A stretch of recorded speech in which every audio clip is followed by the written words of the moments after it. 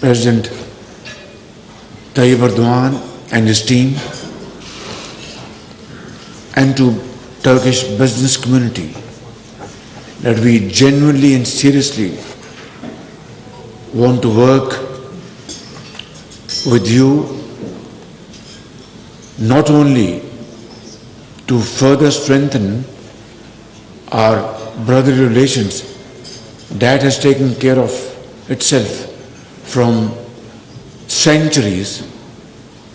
What is very important at this point in time is to transform this brotherhood and fraternity into promoting our trade, investment, and cultural relations.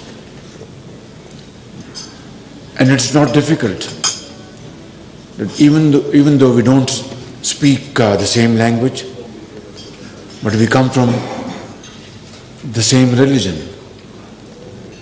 Even if we don't understand Turkish or Urdu extensively, but we come from the same culture, and we have shared history, and we have been partner with each other, supporting each other through thick and thin.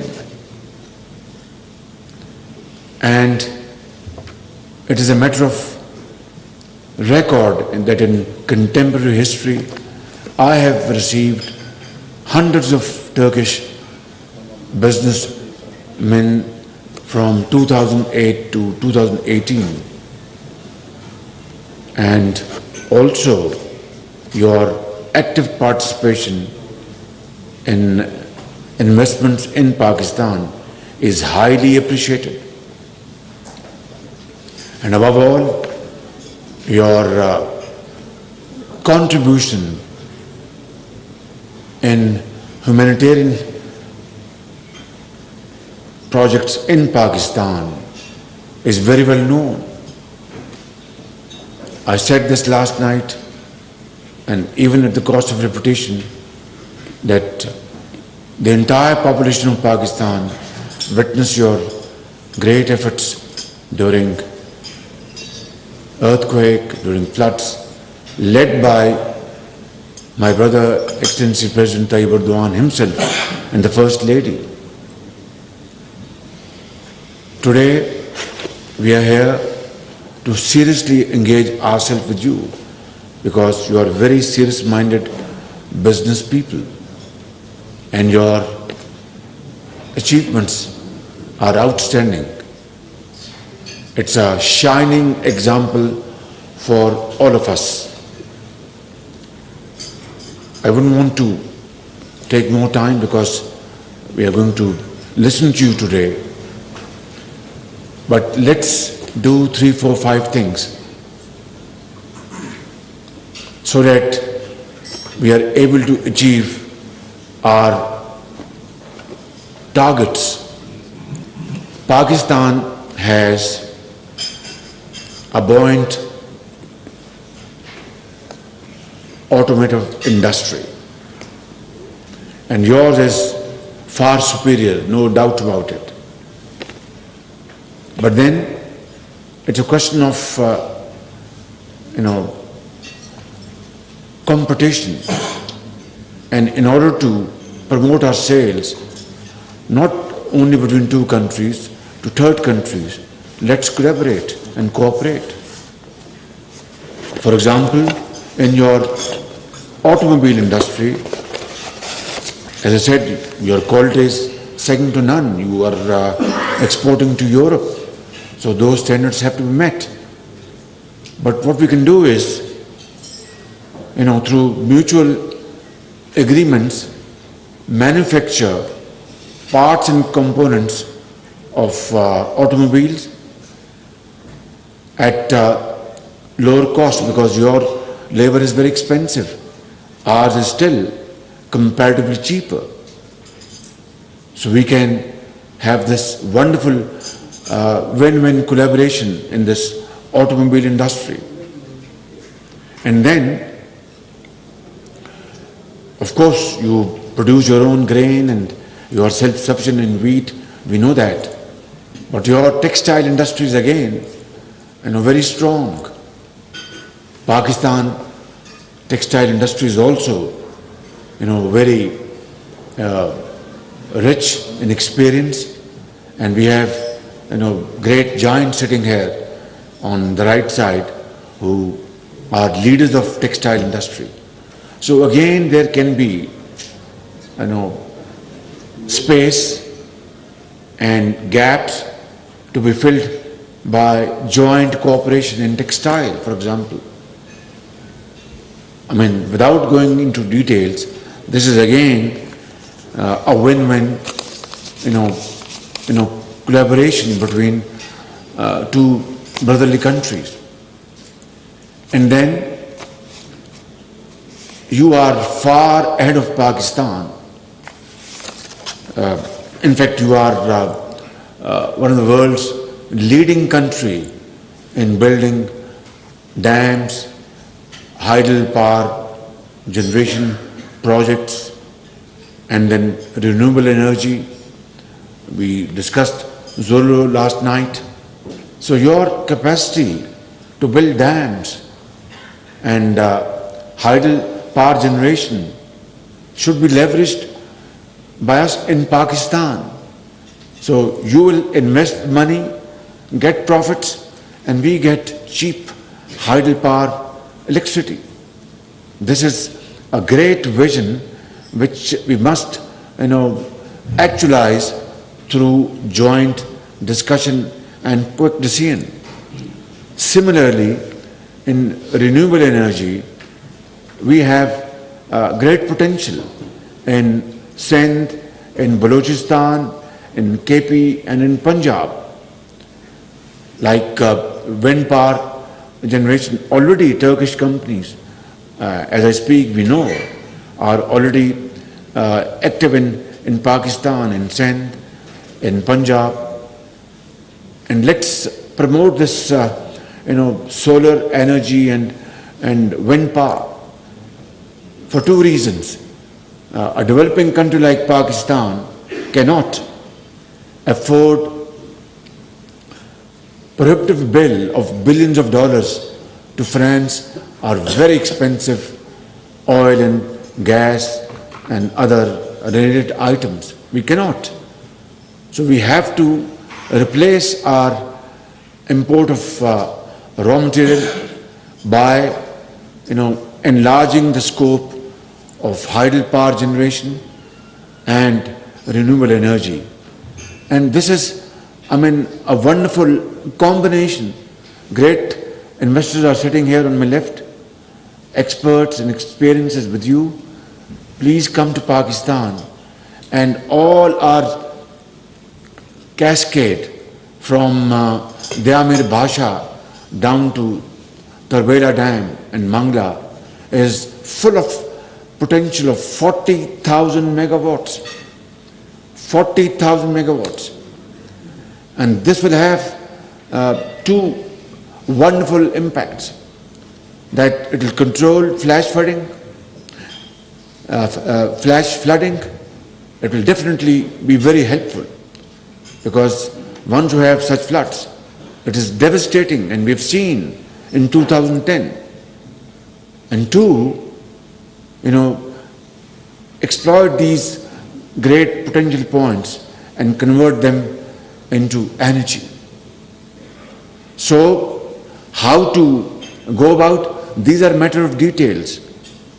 This late morning, I am just trying to, elaborate broad parameters of our future cooperation, which must be kick-started before I finish my humble, comments. And three, you will have profits, and we will have these great advantages, including, restricting desiltation process through this investments from north to south.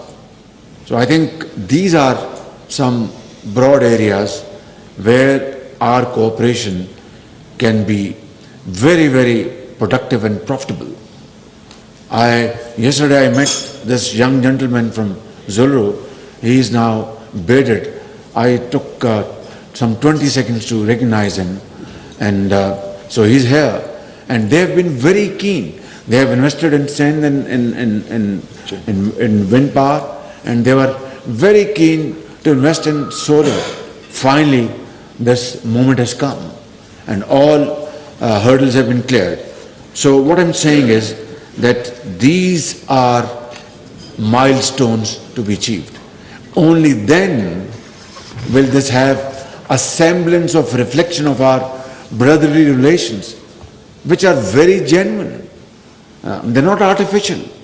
I mean, a taxi driver here in Ankara or in Istanbul or in Lahore, in Karachi or Peshawar or Quetta, I mean, once he knows that a Turk brother is sitting in his taxi, he will say, I will not charge you, as they would not charge in Istanbul or in Ankara.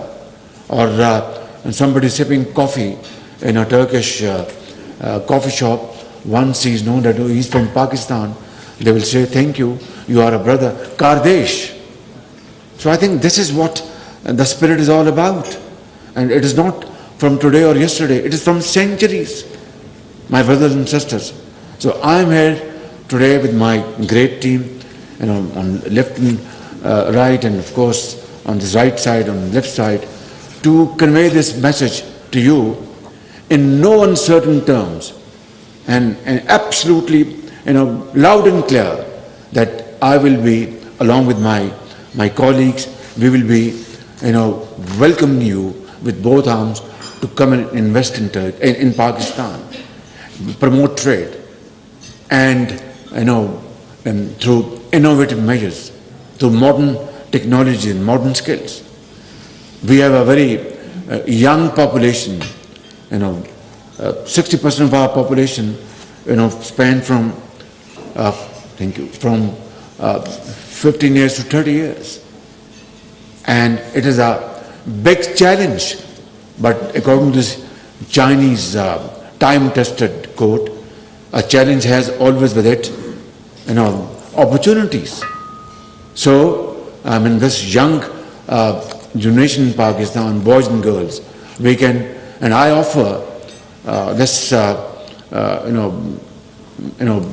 great, opportunity here, that let's train them with modern skills and technology, IT-led technology, so that they are empowered, and then they become great,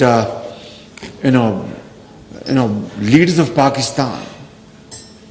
And today, I'm telling you that our neighboring country, India, their IT field exports something like $200 billion worth IT products, and ours is just $1.5 billion.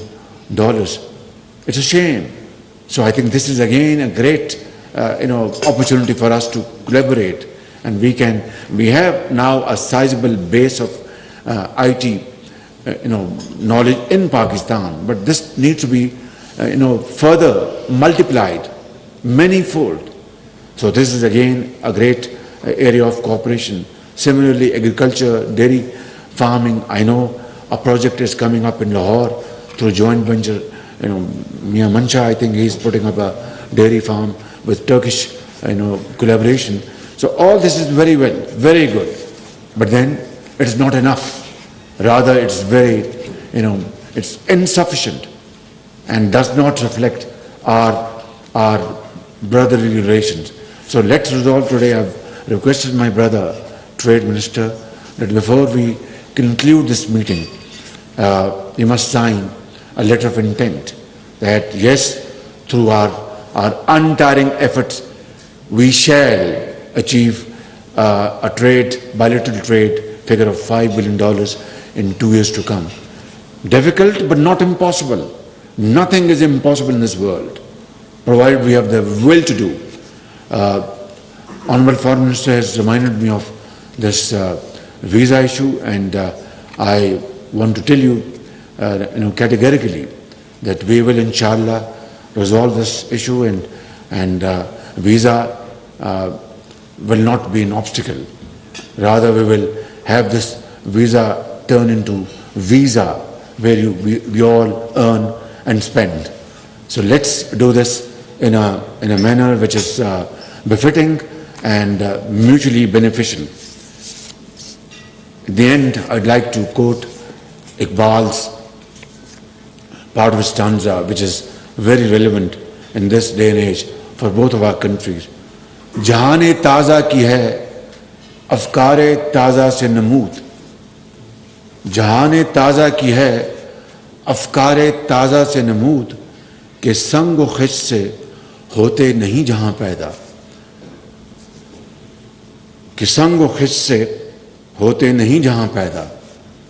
Ke modern societies, innovative world and progressive societies, prosperous societies are not built through building palatial buildings and houses. If palatial houses were to be the hallmark of modern societies, then let me confess and admit we have such build fantastic buildings in Islamabad, in Lahore, in Karachi, in Quetta, and Peshawar. But that's not how modern societies are built. Iqbal says कि संगो खिच से होते नहीं जहां पैदा.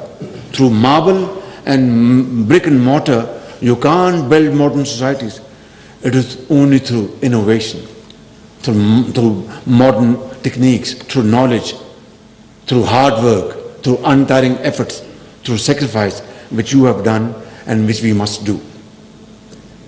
And together we will inshallah achieve our position in the community of nations. Thank you very much. Allah bless you. And Turkey, Pakistan, Dosti, Zindabad.